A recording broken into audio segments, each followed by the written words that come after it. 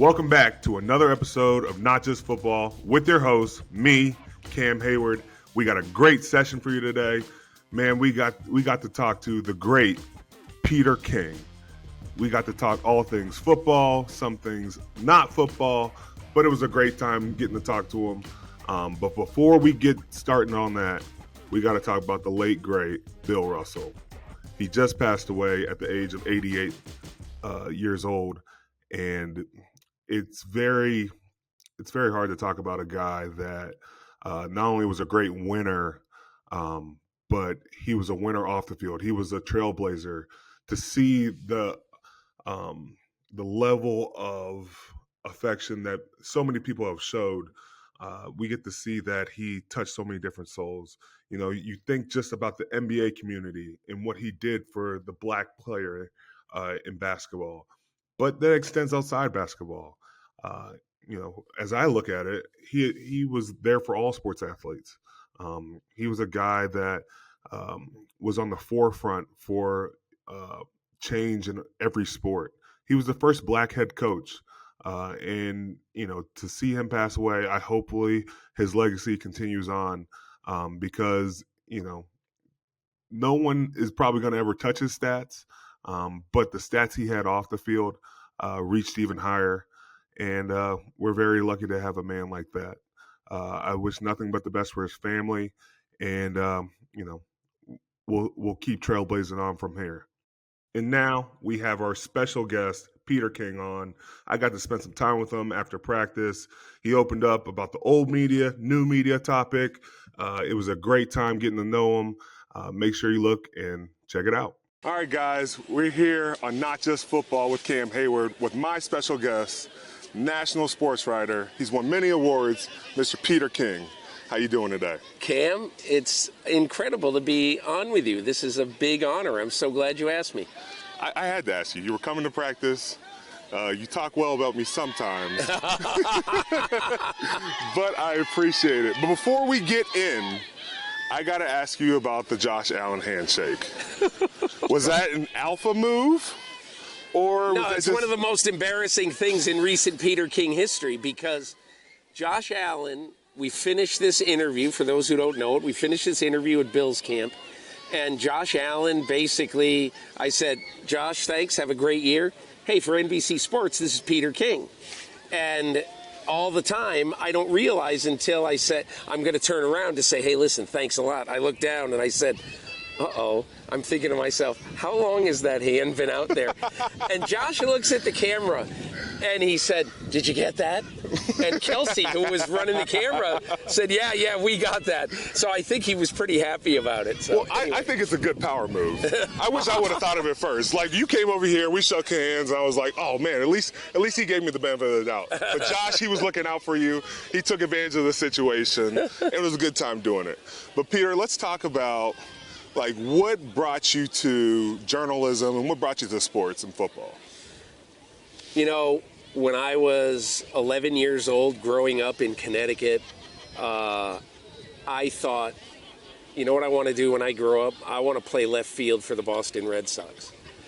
I love the green monster, the wall in left field.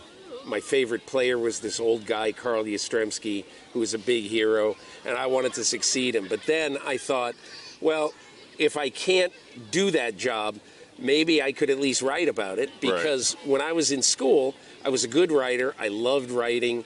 And my mother, you know, God rest her soul, was so encouraging about every aspect of English, of writing. You know, she gave me every advantage as a kid because around the time I was 10 or 11 years old, we had a neighborhood newspaper. Yeah. And I would write the stories in longhand. And she, because she was a secretary, she typed them up and used the old carbon paper. So we would make 3 copies and give them to people in the neighborhood, and they would share them. Yeah. And I thought, wow, this is cool. People are reading what I'm writing. So like at 10 or 11 years old, I always tell young kids in journalism, I'm so lucky. And I feel bad for you guys because you shouldn't know what you want to do with the rest of your life at age 20. I knew what I wanted to do with the rest of my life at age 11. Right. So, I mean, I had a terribly unfair advantage over everybody else in my world, in my orbit, because I had to be the only person at age 11 who knew what he wanted to be doing all his life. Well, I love that, like, it's similar like football. Like, we've been doing it all our lives, and, like, it's been a dream, but when it's accomplished, it feels like so much more. Yeah. Right? Like, yeah. It's amazing to see, like, you just living out your dream, and you're killing it. Yeah, well, thank you. So, like, along those lines, though, you know, you look at media, and one thing I love about you is you're critical, but you don't demean. And how do you differentiate between the two? Well, let's take Deshaun Watson, for example. Okay, Right. So I honestly don't mind the Cleveland Browns trading for Deshaun Watson. Mm-hmm. I mean, I think you're taking a little bit of a chance, but I understand why. You haven't had a quarterback in 100 years. You want to take the lead. When they signed him to a fully guaranteed $230 million contract, I thought it was unconscionable. And so I believe that I have the ability to look at the entire picture of a story. Mm-hmm. And whereas I can see it's not horrible they traded for him, I understand that. The contract is ridiculous. Right. So, and I don't mind saying that. I mean, look, I'm 65 years old. It's like what Brady says, I'm a lot closer to the end than I am to the beginning. And to me, if I can't, I think everybody in the world thought, what is this guy getting $230 million guaranteed when he's got 24 active at the time, civil suits against him? And look, everybody deserves their day. Everybody deserves the fairness. But, Cam, those are the kind of things that I just think I kind of get a little bit angry about. Right. But look, a long time ago, early on, I remember I was covering the New York Giants for a newspaper in New York in the 80s. And I remember Phil Simms once said something, to a bunch of us after a game where we were asking some very critical questions. And he said, "Do you effing think we're trying to lose? I am playing my balls off out there." Right. And he's mad. And so that's the one thing, unless I see a guy who's just dogging it. Yeah. It's very hard to say, what a bum. Yeah. It's unfair. It is. It's unfair. So that's kind of where I draw the line. I feel like when I see something that I think is just wrong, I'm going to call it out. But I also understand, as far as players are concerned, that this is your livelihood. It makes no sense to dog it or to do any. So I might criticize the result of the performance, but I don't often criticize the performance. Well, you talked about quarterbacks. We're going to get back to quarterbacks. Yeah. But I want to talk about, how have you seen football change, and what has been your favorite era of football? Well, unlike a lot of kind of old-time sports writers, one of my mentors, Paul Zimmerman, loved a 10-3 game. Absolutely, that was his cup of tea. He loved it. But can I tell you the one thing about football that I really, really love? Mm-hmm. So on this training camp trip, I was in Las Vegas, and I got a chance to sit with Josh McDaniels and Derek Carr. Right. They had a 17-minute post-practice meeting where Josh McDaniels was pointing out some errors, and hey, it's his first year in the offense, Derek Carr. And so one of the things he said was, look, there's one block that we have to get down, and it's a block, I can't really say what the play is or anything, but it is a block that the right tackle has to make, and he has to make it perfectly with one specific technique. And so they were going to work on it with Brandon Parker, the right tackle, the next day, and he just wanted Derek Carr to reinforce it, and to say, hey, listen, this is really important, and here's why. In essence, if he makes that block, it could be a 30-yard gain on the pass play. If he doesn't, it could be a 5-yard loss. Right. But when the meeting was over and I had time to think about it, I said to Josh McDaniels, I said, this is what I really love about football. If you multiply that times 1 million, that's an offensive playbook right there. Right. Because and that can win or lose a game. That's what I think is amazing about this sport. the tiniest little thing can make the difference between winning and losing. Bill Parcells, I once said to him, why do you always work out special teams guys? Like deep into the season, you'll have 5 guys chasing punts or running 40s late in the season. It's December inside Giant Stadium. And I forget his exact words, but his eyes looked at me and it was like, you haven't learned much about football. So is it magnified now? Well, because his point was, the 53rd guy on the roster can win or lose you a game, okay, just as easily as the second guy on the roster. Right. But it is magnified now. I'm not a big fan of the 24/7 news cycle of football. I mean, I don't know how much you pay attention to it in July, but how many headlines were there about alternate helmets in July? Oh, who yes. gives a flying F about alternate helmets? And yet there's all of this coverage about it, and I'm saying, could you cover Deshaun Watson, Dan Snyder, things that actually mean something? So, of course, it's changed. I'm not a big fan of going nuts about coverage in July. Yeah. Okay, so who is the one player, like throughout all the time you've been covering, that never got enough recognition and it was just underrated and fell under the radar? I think the best player who never got recognized, just got recognized, and is going to the Hall of Fame. So it's a little bit different than your question, but it's Sam Mills. Sam Mills. Sam Mills, the linebacker, he played in the USFL. He got cut like 4 times, and then he went to the USFL, became a great player, him and Reggie White, best defensive players in the history of the USFL. Went to the Saints and the Panthers, had his greatest season at age 36, 3rd in the league in Defensive Player of the Year voting. I love Sam Mills, and he never got his due until this year in Canton. Well, it's like crazy because like we talk about Reggie all the time, right? Yeah. Reggie is the top of the mountain. But does everybody even know about those USFL years? Like there are so many sacks that are given up that no one even recognizes. Yeah. Hey, look. The USFL was unbelievably interesting. If Donald Trump hadn't killed the USFL, I'm serious, it would have lasted, and it would have been an incredible farm system for the NFL. Because the Giants in '86, look who came out of there, like Bart Oates, their starting center on their Super Bowl team, Sean Landetta, a lot of really good players. So I wish the USFL lasted. It was fun. Okay, so you talked about, before we even drafted him, us drafting Kenny Pickett. Yeah. How did you know that? Well, it's the old classic case. If I told you, I'd have to kill you. But I don't think I could kill you. You look like impenetrable. I'm not impenetrable. I think it would be difficult. But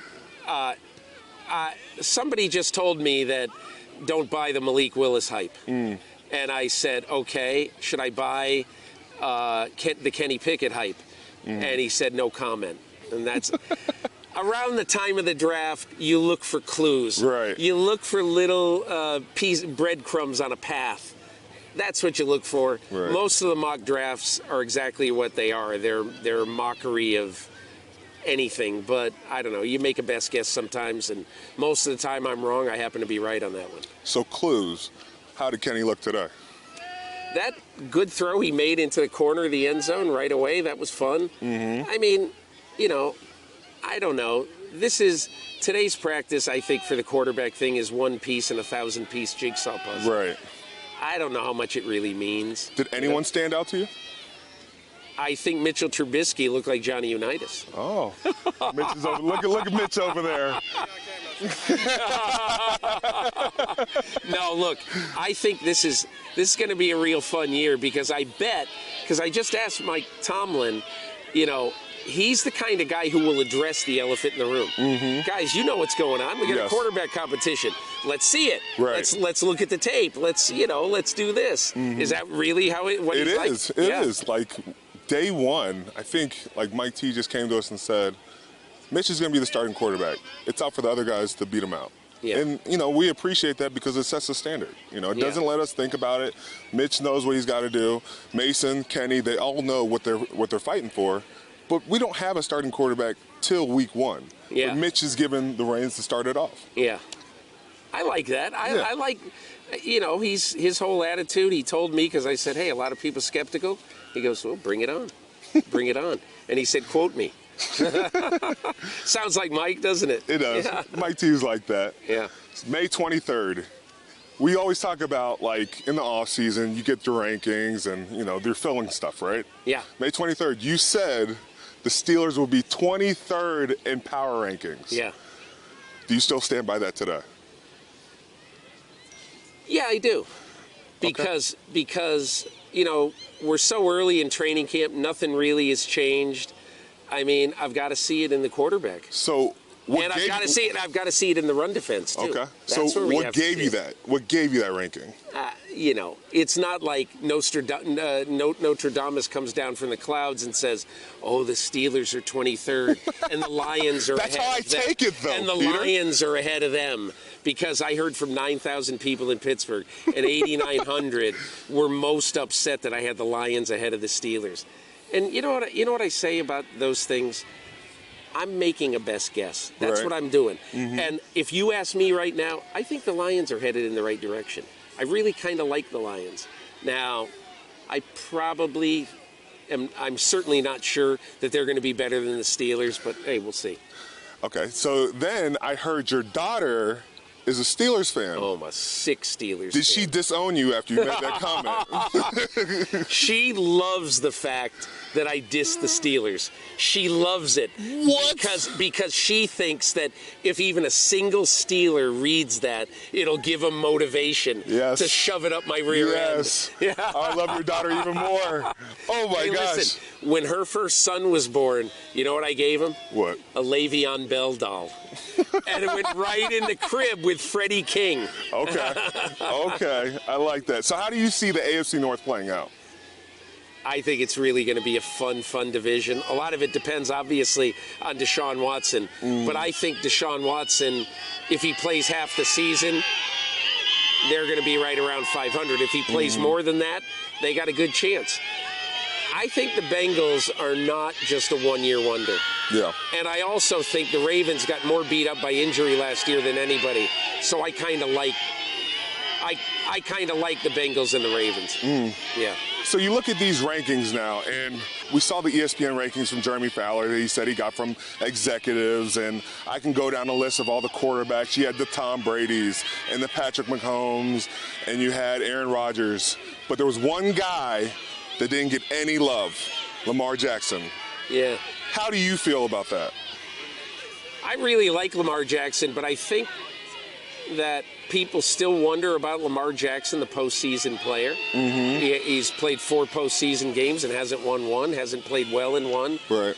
But look, There's a lot of other quarterbacks that have done the same thing, I though. agree with you. I agree. But I'm just saying, my opinion about Lamar Jackson is I love Lamar Jackson, but there's a little bit of an asterisk. The way that I consider him a top 5 to 7 quarterback is if he plays well in January, you know, and so that's kind of how I look at it. Ooh, but there's quarterbacks in that list. You look at Dak Prescott. They had Deshaun Watson. I don't give Dak Prescott. I don't put him in the top 5 to 7. Okay. But you know, and I like people who play well in the postseason. I don't think it should be the only thing, but I like how they play in the postseason. Fair point. Fair Yep. point. 2 more questions. Yep. Give me your top 5 D linemen in the league right now. Well, number 1 is Cam Heyward. Yeah. I like that. There you go. Way to start it off. You know what? There's one underrated guy who I like better than anybody else, and I want to hear your thoughts. Obviously, Aaron Donald. But there's one underrated guy. You know who I Yes. really like? Sebastian Joseph Day. The reason I like him, he's ridiculously unselfish. Yes. All he cares about is chewing up space, Right. so the linebackers can run free. Yes. Okay. So, and then you know, like I like some players who maybe other people don't love as much. I really like Quinnen Williams. I really like Stephon Tuitt. Yeah. You know, and I'm serious. I really like you, and I really like the other Cam, Jordan. Yes. So, And I think the thing that separates them that, like, I love is that it's not just a pass rush game. Yeah, It is yeah. a full Complete game. Yes. Yeah, yeah. Sometimes these guys can do great job at pass rush. And Yeah. don't get me wrong, but when you when you're trying to stop the run, that's an art of the game as well. Yeah. And people forget about that. Yeah. It's highly, highly important, especially on first down. That's why I really like Sebastian Joseph Day. Right. Okay, last question. I will end on this. I've wasted everybody's time. No, you haven't. I'm kidding. How do you feel about this new mantra with the old media versus the new media, with players getting involved as well? I think it's natural. If I were a player, I'd want my pure voice to be heard as much as possible. I'm happy you're doing a podcast. Really happy. Because people who really want to know you can hear you unfiltered. You can say whatever you want. And I honestly think it's really a good thing. It's not great for us. But it's great to get your point of view even more, because too many times we get you guys asking the questions. Now we get to ask your questions. You guys have so much history to share with us. Hey, look, I'm really glad that a lot of guys are doing podcasts, and a lot of them in all sports, are really, really good. I'm happy about it, and honestly, selfishly, like, I learn a lot from things like your podcast and other players' podcasts. I really do. Brady's podcast with Jim Gray, he says a lot of stuff on that he does not say publicly. So I like that. So I really wish you well. Well, I wish you well as well. Thank you. Thank you, Peter, for coming on the Not Just Football podcast with Cam Heyward. I love that name. Yes, sir. The Not Just Football podcast. It took some time, but we get to talk to great people like you, and you enlightened us, you taught us, and we became better people because of it. Thank you so much. Make sure you like and subscribe to the Not Just Football podcast with Cam Heyward. Good. Thank you, Pete. I'll put it in the column. Yes, sir. I'll put it in the column. Thank you. Just want to say thank you to the great Peter King for spending some time, enlighten me on some really cool things, old media, new media, some of those old players that didn't get the love that they deserve. It was a pleasure getting to talk to him. This is only the first week of camp, but it's been a heck of a week.